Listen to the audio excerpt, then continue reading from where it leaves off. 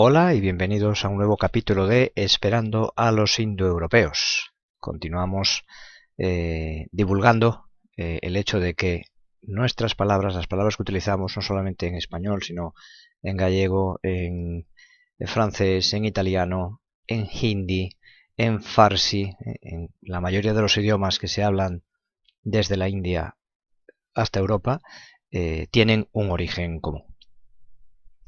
Y ¿cómo se ha llegado a ese convencimiento? Pues mediante la aplicación del método científico.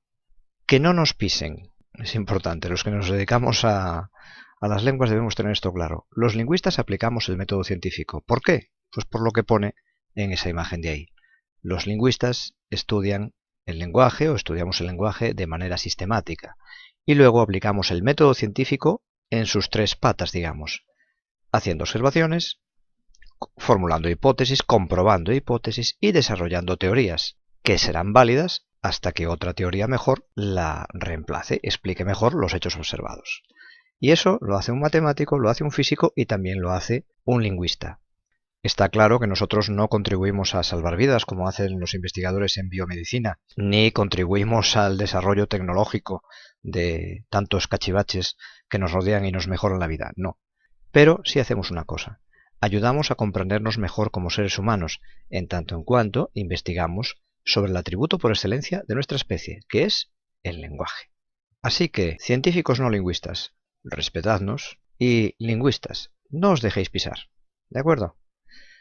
La raíz que hemos preparado para hoy, más bien una raíz con una extensión indoeuropea, es aid. ¿Y cuál es su significado base?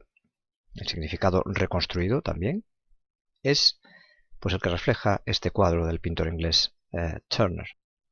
Arder. ¿Y dónde tenemos huellas de esta raíz? Bueno, pues por ejemplo, empezando por los idiomas clásicos, tenemos en griego aether. Y para los griegos, el aether era el aire más puro y brillante, resplandeciente, que es la de resplandeciente, la noción que entronca con el significado reconstruido originario, el de arder. Y ese aire tan brillante era el que estaba por encima del cielo que nosotros vemos y donde supuestamente vivían los dioses. La palabra fue luego tomada en préstamo por el latín, que le dio la forma éter, y en su evolución éter, en diferentes idiomas europeos, dio lugar a una palabra que se empleó en los siglos XVIII y XIX por parte de científicos para designar a un supuesto fluido invisible, desprovisto de masa, a través del que se propagaba la luz y otras ondas electromagnéticas. Luego ya en el siglo XX se comprobó que el éter no existía. Pero también tiene un uso común y es el que refleja esa imagen. Designa un líquido incoloro, inflamable y extremadamente volátil, y lo de inflamable vuelve a entroncar con la noción originaria, y de olor muy fuerte también, que podía y puede ser usado como anestésico. Palabras en latín derivadas de esta raíz. Tenemos aestus y aestuarium. El aestus en latín era el calor, era una palabra que designaba un calor intenso. Y el aestuarium, que es de donde viene nuestra palabra estuario, porque de la palabra aestus directamente no tenemos ningún derivado patrimonial.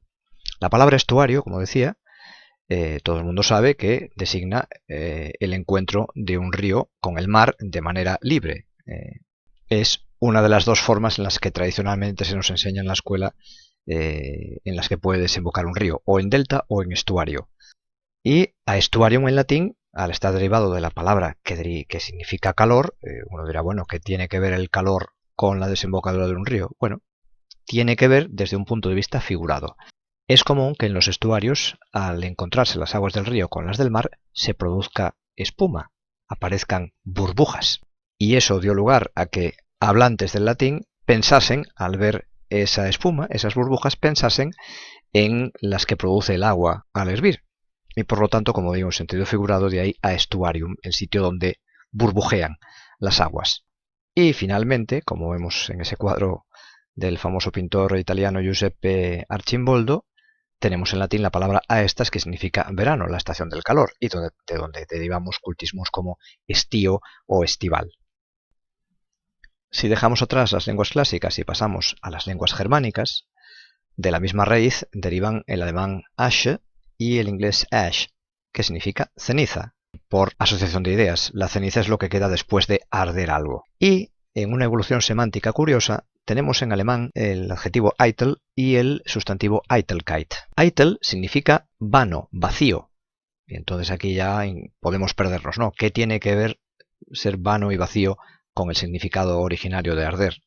Es cierto también que el adjetivo eitel, aplicado por ejemplo a la alegría, en alemán decimos que tenemos una alegría radiante, ese radiante lo traduciría en esa expresión precisamente el adjetivo eitel, una alegría pura, una alegría sin más, que no requiere más explicación, que es evidente, que resplandece. Y de ahí viene. Ahora, ¿cómo pasamos al significado de vano? Bueno, si algo brilla mucho, es que es muy aparente. Y si es muy aparente, corre el riesgo de ser vacío, es decir, de no ser más que apariencia. Y mediante esta evolución de significado, ha llegado al sentido que tiene hoy en día. Y me dejaba el sustantivo Eitelkeit, con ese sufijo keit, que en alemán sirve para formar sustantivos de tipo abstracto, pues la Eitelkeit es la vaciedad o, como sugiere ese cuadro, la vanidad, la condición de vano, de vacío, de hueco. Bien, espero que no haya sido este capítulo ni vano, ni vacío, ni hueco, y lo dejamos por hoy. Hasta la próxima.